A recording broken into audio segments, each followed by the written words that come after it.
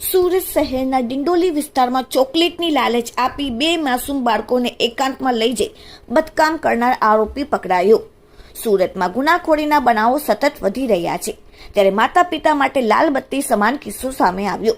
ડિંડોલી વિસ્તારમાં ફૂટપાથ પર રહેતો એક શખ્સ બે બાળકોને આંતરીને રેલવે ટ્રેક નજીક લઈ ગયો, જેમાં એક બાળક પર સૃષ્ટિ વિરુદ્ધનું કૃત્ય આચર્યું।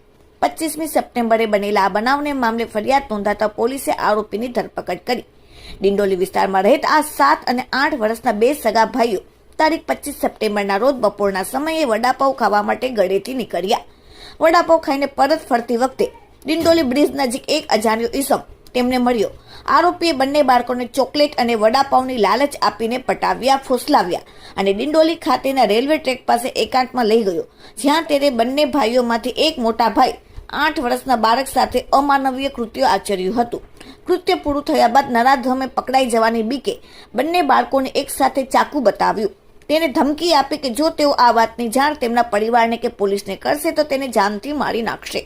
ત્યારબાદ આરોપી સ્થળ પરથી ભાગી છૂટ્યો અને ડરી ગયેલા બંને બાળકો ઘરે જઈને હિંમત કરીને પરિવારજનોને સમગ્ર ઘટનાની જાણ કરી। આઘાત પામેલા પરિવારે તાત્કાલિક ડિંડોલી પોલીસ સ્ટેશનમાં ફરિયાદ નોંધાવી। ગંભીરતાને જોઈને પોલીસે તાત્કાલિક કાર્યવાહી હાથ ધરીને પોક્સોના કાયદાની કલમો હેઠળ ગુનો નોંધ્યો।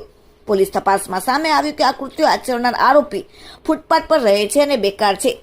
પોલીસે ગણતરીના કલાકોમાં જ હવસખોર રીઢા આરોપી સુનિલ ઉર્ફે લોખંડિયા ખેરને ઝડપીને કાયદેસરની કાર્યવાહી કરી। Bureau report, daily India TV, Surat.